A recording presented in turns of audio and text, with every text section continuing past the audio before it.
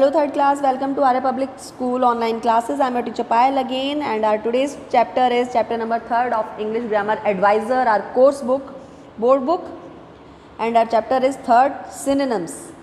आज हम पढ़ेंगे synonyms. Synonym means a word or phrase that has the same meaning as another word or phrase in the same language. इसको आप हिंदी में अगर ट्रांसलेट करें तो इसका मतलब क्या निकलेगा कि वो शब्द जिसको हम एक ही भाषा में अलग अलग रूप में प्रयोग कर सकते हैं अकॉर्डिंग टू सेंटेंस, यानी वाक्य के आधार पर. जैसे हम सिंगल किसी के लिए यूज़ करते हैं तो देखिए एग्जाम्पल भी इसमें दिया हुआ है. एक, रजत इज़ रीडिंग अ बुक. रजत एक बुक रीड कर रहा है. अब यहीं पर अगर ये प्लूरल में आ जाता है, the students are studying their books. बच्चे अपनी बुक्स पढ़ रहे हैं. तो दोनों में ही स्टडी और रीड दोनों का मतलब पढ़ना ही है, but according to sentence in the same language of English ये चेंज हो गया. ओके, तो ये आज का हमारा टॉपिक है सिनोनिम्स. ठीक है, नेक्स्ट देखिए, here are given some as synonyms word from your text book. अब इसमें टेक्स्ट बुक के कुछ सिनोनिम वर्ड्स आए हुए हैं.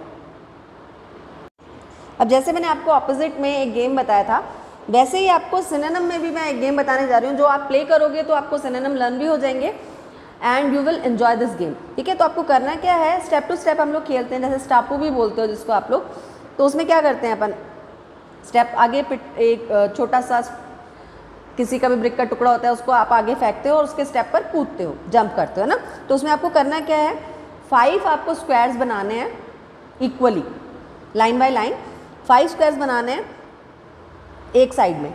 ठीक है, जिसमें आप सिंगल वर्ड लिखोगे. जैसे फर्स्ट वर्ड लिख लिया आपने पीस, और उसके सामने इज इक्वल का साइन बनाकर, इज इक्वल यानी बराबर का निशान बनाकर सामने 2 ब्लॉक्स अलग से बनाने. ठीक है, उस ब्लॉक में उसके सेम मीनिंग लिखने हैं. ठीक है, तो पीस इधर लिख दिया, पीस और क्वाइटनेस नेक्स्ट में उसका. तो फर्स्ट आप जंप करोगे पीस पर, then you will jump on quietness, then again you will jump on peace. Jump a word at least 2 time. एक वर्ड पर 2 बार जंप करना है तो आपको वो वर्ड लर्न हो जाएगा and you will also enjoy this game. ठीक है, तो ये गेम भी खेलना है. गेम का गेम भी हो गया, एक्सरसाइज भी हो गई and we also have fun. मज़ा भी आ गया और हमें हमारा चैप्टर भी लर्न हो गया. तो अब इसमें आपको आगे क्या करना है कि ये जितने वर्ड्स यहाँ दिए हुए सिनोनिम, जैसे फॉरेस्ट, यानी फॉरेस्ट का मतलब जंगल होता है, जंगल का मतलब भी जंगल होता है और हिंदी में वन भी कहते हैं. तो आप जितने मीनिंग, इसके अलावा भी आप एक चीज़ और कर सकते हो. जैसे इसमें से कितने वर्ड्स जो दिए हुए हैं वो आप ले लो. इसके अलावा आप टेक अ डिक्शनरी, कोई भी डिक्शनरी लो, उसमें इनके अलग अलग वर्ड आपको बहुत सारे मिल जाएंगे. जैसे पीस के भी आपको सिनोनिम्स कई मिल जाएंगे उसमें. तो पीस के सिनोनिम्स आप उसमें से भी देखकर इसमें और 1-2 राइट डाउन कर सकते हो. और साथ ही में आपका होमवर्क भी हो गया. नोटबुक का होमवर्क क्या है आज का हमारा, कि जितने सिनोनिम्स हैं वो आपको नोटबुक में राइट डाउन करने हैं और उसके नीचे एक एक्सरसाइज आएगा, वो एक्सरसाइज भी आपको अपनी नोटबुक में करना है. ठीक है, चलिए नेक्स्ट देखते हैं. रूट, रूट यानी रास्ता, वे यानी भी रास्ता. दोनों का मतलब एक ही होता है लेकिन वर्ड अलग अलग हो गए according to situation, according to sentence. परिस्थिति और वाक्य के अनुसार वर्ड हम देखकर वहाँ लगाते हैं कि कहाँ पर रूट आएगा और कहाँ पर वे आएगा. Drama, play. अब हम प्ले भी कहते हैं और ड्रामा, दोनों मतलब एक ही होता है, यानी नाटक, दोनों का मतलब एक ही होता है. अब जैसे कहीं किसी स्टेज पर कोई प्ले करना होता है तो हम लोग कहते हैं we are doing a play, हम एक नाटक कर रहे हैं. और अगर कोई बहुत ज़्यादा हमारे बीच में ऐसा बच्चा होता है, हमारा एक फ्रेंड होता है जिसे थोड़ी थोड़ी बात पे ड्रामा करने गया, तो उसे कहते हैं ड्रामा क्वीन, हर बात पे ड्रामा करते हैं, कहते हो ना आप लोग. तो दोनों का मतलब सेम ही है, but according to situation, according to sentence वो वर्ड वहाँ पर प्लेस किया जाता है.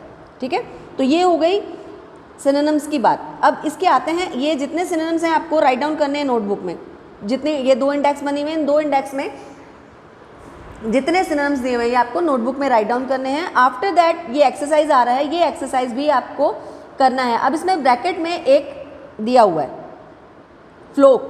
इसका सेम वर्ड क्या हो सकता है वो आपको इधर लिखना है. जैसे इसमें से कोई भी एक एग्जांपल हम उठाते हैं, boys why are you making a. अब यहाँ साउंड आ रहा है, आवाज़. तो जब हमें आवाज़, अगर टेप रिकॉर्डर का आवाज़ बढ़ाना है या कहीं, तो हम बोलते हैं turn on the sound, sound बढ़ा दो. ठीक है, और या फिर जब हम क्लास में ये वर्ड यूज़ करेंगे कि आवाज़ बहुत तेज़ है, तो क्या करेंगे, नॉइज़. तो साउंड का दूसरा वर्ड क्या हो गया, नॉइज़. तो दोनों का मीनिंग सेम है, बट अकॉर्डिंग टू सिचुएशन और अकॉर्डिंग टू सेंटेंस वो वर्ड वहाँ प्लेस किया गया है. Got it. तो ये हो गया हमारा फिल इन द ब्लैंक्स. तो तो आज का जो हमारा चैप्टर है सिनोनिम्स, इसको आप हिंदी में भी देख सकते हो। ये चैप्टर आपको अपने हिंदी में भी मिल जाएगा। तो अगर आप हिंदी का चैप्टर रीड आउट करोगे, उसके साथ में आप इंग्लिश का ये चैप्टर रीड आउट करोगे तो आपको बहुत अच्छे से समझ में आएगा। आपके पास कोई भी पुरानी इंग्लिश की, हिंदी की ग्रामर की बुक होगी, आप वो ले लेना इसके साथ में। और उसमें से भी अगर कुछ न्यू वर्ड्स मिलते हैं, उससे होगा क्या कि जितने वर्ड उसमें हिंदी में लिखे हुए हैं वो जब आप इंग्लिश में ट्रांसलेट करके इसमें लिखोगे ना, तो एक चीज़ ये फ़ायदा होगा आपको कि वो आपको इंग्लिश में भी लर्न हो जाएंगे कि इन हिंदी का वर्ड का इंग्लिश ट्रांसलेशन ये होता है। तो फर्स्ट बेनिफिट ये हो गया। सेकंड, उसका नेक्स्ट मीनिंग और लर्न हो जाएगा। तो न्यू वर्ड भी आप सीख जाओगे, हार्ड वर्ड भी लर्न हो जाएंगे और आपका सिनोनिम्स वाला चैप्टर भी अच्छे से कंप्लीट हो जाएगा and you can learn it very easily. कोई प्रॉब्लम नहीं आएगा। And after that if you have any problem, if you have any confusion, you can send it to me, I will explain you. कोई दिक्कत नहीं है। Rough notebook में करेंगे अभी सारा work and you try to use pen and try to write in neat and clean writing. Writing बिल्कुल साफ सुथरी होनी चाहिए, स्पेलिंग मिस्टेक्स नहीं होनी चाहिए। एक वर्ड में स्पेलिंग मिस्टेक को बहुत ध्यान रखना है। अभी कल का मैंने होमवर्क चेक किया, उसमें स्पेलिंग मिस्टेक थी कई बच्चों की, तो स्पेलिंग मिस्टेक्स नहीं होनी चाहिए बेटा। Try to work on spellings. Spellings पे अच्छे से वर्क करो, उनको अच्छे से लर्न करो। नहीं लर्न होती है उनको आप लिख के लर्न करो, हो जाएंगी। लिखने के बाद में अगर लर्न नहीं होती है उसको 5 बार लिखो और 5 बार बोलो। जैसे मैं क्लासरूम में आपको करवाती हूँ, लास्ट ईयर भी मैंने करवाया है, बच्चों को अच्छी तरह पता होगा कि पायल मैम कैसे करवाती हैं। तो वैसे ही आपको वही वे फॉलो करना है। 5 बार एक वर्ड को लिखना है और उसके बाद उसे लर्न करना है। You can learn it very easily and very fastly. कोई प्रॉब्लम नहीं आएगा और स्पेलिंग मिस्टेक्स भी नहीं होगी, ठीक है। तो सिनोनिम्स याद करते टाइम ध्यान रखना है, अपनी हिंदी की जो ग्रामर की बुक है वो आप लास्ट ईयर की लेके बैठेंगे, उसमें समानार्थक शब्द दिए होंगे या अनेकार्थक शब्द दिए होंगे। उसमें से भी कुछ न्यू वर्ड्स आपको मिलते हैं तो वो भी आप ट्रांसलेट करके इसमें मेरे को लिखकर भेज सकते हैं। There is no problem, okay. तो ये था आज का हमारा चैप्टर सिनोनिम्स, यानी एक शब्द के अनेक अर्थ, जो कि आज हमने कंप्लीट कर लिया है। Tomorrow we will start our next chapter. Till then have a good day, good